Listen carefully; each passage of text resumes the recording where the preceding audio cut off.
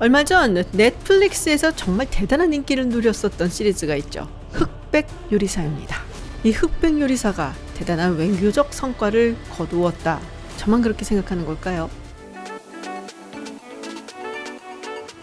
안녕하세요, 김주윤입니다. 네, 얼마 전에 넷플릭스에서 정말 히트를 쳤던 흑백 요리사 여러분들 많이 기억하실 거예요. 흑백 요리사 관련된 패러디도 등장하고 밈도 등장하고 또 그 프로에 나왔었던 셰프들의 가게는 몇 년치까지 예약이 밀려있다라는 이야기도 있습니다. 근데 저는 요리 경연도 경연이지만 이 흑백 요리사가 정말 외교적인 성과를 거두었다라고 조금은 과장해서 이야기를 하고 싶어요. 왜냐? 바로 김치 때문입니다. 초반부에 이 흑백 요리사들 사이에 경연의 재료가 됐었던 것이 있었죠. 신김치입니다. 에드워드 리 셰프가 이 신김치를 통해서 정말 창의적인 요리를 하는 장면이 있었어요. 그 장면으로 하여금 김치는 한국 음식이다. 중국의 바오차이가 아니다. 라는 것을 전 세계 흑백 요리사를 본 세계인들에게 알리지 않았나 라는 생각이 들었거든요.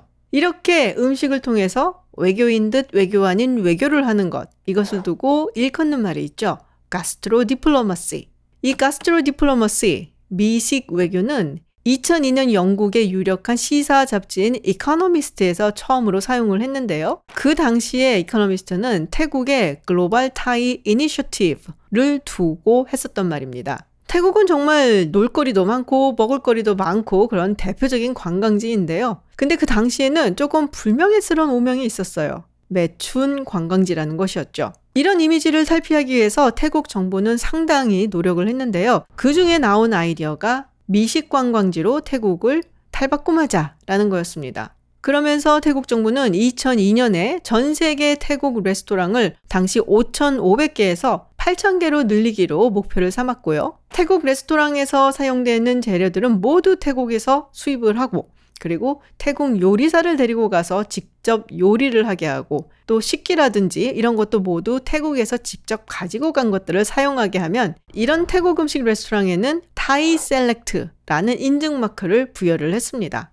이게 해외 레스토랑에 투자를 한 것이었기 때문에 당연히 태국에서 가는 요리사들의 비자 문제라든지 이런 것들이 남아있죠. 그래서 태국의 외교부는 이 비자 문제를 최대한 스무드하게 해결할 수 있도록 여러 가지 외교력을 쏟아부었었고요. 그리고 글로벌 타이 이니셔티브는 대성공을 거두게 됩니다. 그래서 태국이 얼마나 미식 관광 국가로 성장을 했냐. 코트라 해외 시장 뉴스에 따르면 낀제라는 채식주의자 축제가 있다고 합니다. 이게 관광 상품으로도 굉장히 유명해서요. 2023년에만 관광 수익으로 1조 6천억 원을 벌어들였다고 해요. 사실 우리나라도 이 비슷한 걸 한 적이 있어요. 2009년 우리나라의 농림수산식품부 그리고 문화체육관광부가 함께 한국 음식을 전 세계에 알리기 위해서 캠페인을 시작을 했죠. 그래서 여러 가지 요리 행사를 조직하고 이벤트를 만들었는데요. 그 당시에 중점적으로 소개를 했었던 음식 종류는 한국의 궁중 음식이었습니다. 사실 한국이 일제강점기를 거치고 그리고 한국 전쟁을 거치고 그렇지만 그걸 모두 딛고 엄청나게 경제적으로 성공한 그런 현대적인 국가의 이미지가 있죠.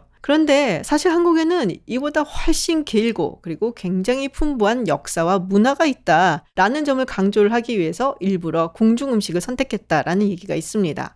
그렇게 해서 내놓은 궁중 음식이 얼마나 고상하고 품위 있고 또 세련되었는가 이걸 강조를 하기 위해서였는데요. 그러면서 대표적으로 내걸었던 음식이 바로 김치입니다.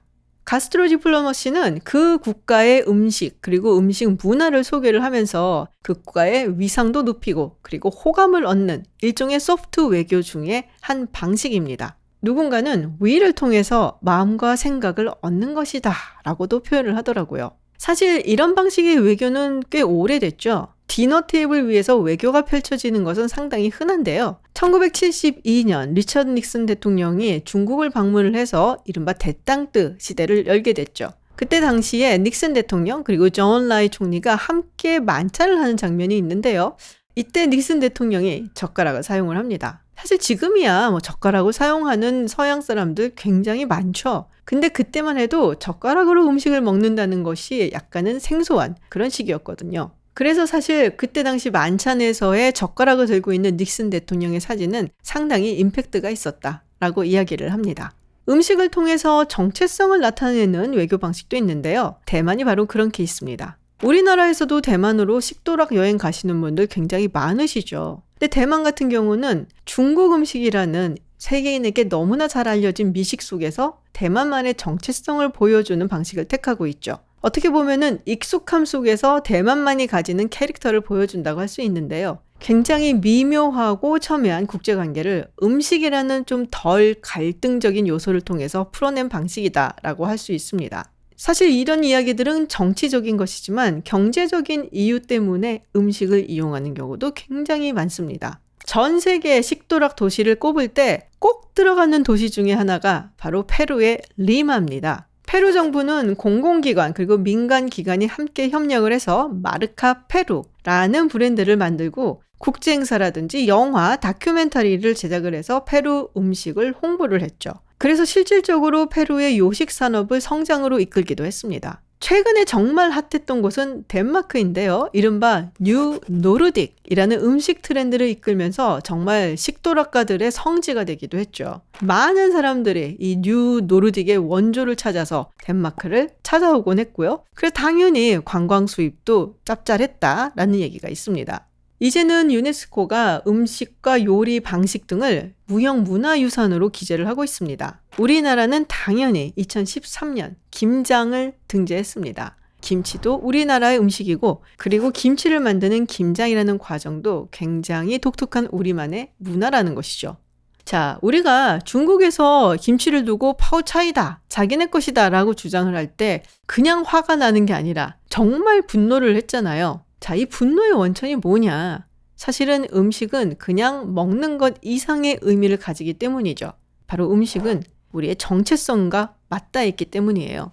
제가 흑백 요리사를 보면서 정말 인상적이었던 장면이 있었어요. 에드워드 리 셰프의 인생 요리 비빔밥 장면이었습니다. 자신을 이균이라고 소개를 하면서 저는 비빔인간입니다 라고 이야기를 했죠. 비빔밥처럼 많은 문화가 섞인 미국 사회에서 재미교포로 성장을 했지만 결국에는 한 맛을 위해 노력을 한다라고 얘기를 합니다. 비빔밥이 한국계 미국인으로서의 정체성을 반영을 한다라고도 했고요. 음식은 단순히 영양가를 제공하고 우리에게 에너지를 주는 원천뿐이 아니죠. 같은 지역에서 같은 문화적 배경을 가진 사람들이 함께 나누는 것이 바로 음식입니다. 결국 우리가 누군가와 함께 먹는다라는 것을 통해서 정체성을 찾게 되는 건데요. 가족, 좀 더 넓게는 공동체, 사회, 국가 속에서 유대감을 형성하고 정체성을 갖게 되는 거죠. 이 중에서 또 굉장히 강력한 정체성을 만들어낸다라고 하는 것이 바로 종교입니다. 코셔 음식을 먹는 유대인이라든지 채식을 주로 하는 힌두교, 불교와 같은 경우가 그런 케이스겠죠. 음식의 종류뿐 아니라 테이블 매너라든지 또 어떤 방식으로 먹느냐도 어떻게 보면 정체성을 형성한다 할 수 있는데요. 포크라든지 나이프를 사용하는 문화권이 있고 숟가락과 젓가락을 사용하는 문화권도 있고 그리고 손으로 먹는 문화권도 있습니다. 국가와 사회가 개방될수록 좀 더 다양한 음식이 들어오고 또 다양한 조리 방식이 들어오게 되면서 퓨전 음식 같은 것도 유행을 하게 되죠. 그렇게 음식은 그 사람의 정체성, 그 집단의 문화, 그리고 그 사회의 다양성을 보여준다라고 할 수 있어요. 그렇게 정체성을 관광 상품으로 더 특화시키는 경우가 요새 많이 등장을 하는데요. 예를 들어 스페인은 Eat Spain Up 이라는 캠페인을 통해서 스페인이 얼마나 매력적이고 정열적이고 그리고 먹을 것이 풍부하고 맛있는 음식이 많은 나라인가를 관광 요소로 활용을 하고 있습니다. 최근 들어서 흥미로운 것은 할랄 음식인데요. 할랄은 이슬람교도들이 먹고 쓸 수 있는 모든 것을 총칭하는 아랍어입니다. 야채, 곡류, 해산물, 소고기, 닭고기 등을 이제 할랄 인증을 받아야 되는데요. 이게 굉장히 엄격하게 관리가 된다고 하죠. 코트라 해외 시장 뉴스에 따르면 세계 최대의 무슬림 인구를 가지고 있는 인도네시아에서는 2012년부터 할랄 투어리즘을 개발해서 진행을 해왔습니다. 2015년 아부다비에서 열린 The World Halal Travel Summit and Exhibition에서 인도네시아 롬복이 세계 최고의 할랄 허니문 명소, 투어리즘 명소, 가족과 함께 가기 좋은 호텔 부분에서 상을 받았다고 하죠. 그런데 이게 단순히 이슬람 인구를 대상으로 하는 것을 넘어섰다고 합니다. 할랄 음식으로 분류되기 위해서는 굉장히 까다로운 기준들이 있는데요. 사육을 할 때 이 동물들을 학대를 해서도 안 되고 도축 과정이 신속해야 되고 고통을 최대한 줄여줘야 된다 같은 조건들이 있습니다. 그러니까 뭔가 동물 복지, 위생 이런 부분을 굉장히 강조하는 것으로 보이고 최근의 트렌드에도 잘 맞아떨어진다라는 생각이 들죠. 그리고 어쩌면 이런 홍보를 통해서 평화로운 무슬림의 이미지를 더 적극적으로 홍보를 하고 각종 국제 분쟁 속에서 우리에게 각인이 되어 있는 이슬람의 이미지를 희석하고자 하는 뜻도 있지 않나라는 생각이 듭니다. You are what you eat 라는 말이 있죠. 정확히 이 말은 Tell me what you eat and I will tell you what you are 라는 말에서 나온 겁니다. 프랑스의 판사이자 정치인 그리고 정말 유명한 식도락가였던 장 알텔무 브리아 샤바랭이라는 인물이 남긴 말인데요. 이 말을 1920년대 미국의 영양학자인 빅터 린드라가 변형을 해서 이야기를 한 거죠. 브리아 샤바랭의 원전에 적혀있는 말하고는 뉘앙스가 조금 다르긴 한데요. 그럼에도 불구하고 우리가 먹는 음식이 우리가 어떤 사람인지를 보여준다라는 뉘앙스는 있는 것 같습니다. 좁게는 개인의 취향일지 모르지만 넓게는 내가 속해 있는 집단의 문화 그리고 나의 정체성을 말해준다는 거죠. 아마도 그 의미를 우리가 알고 있기 때문에 이균, 에드워드 리 셰프의 비빔밥이 우리의 마음을 울렸던 것 같습니다.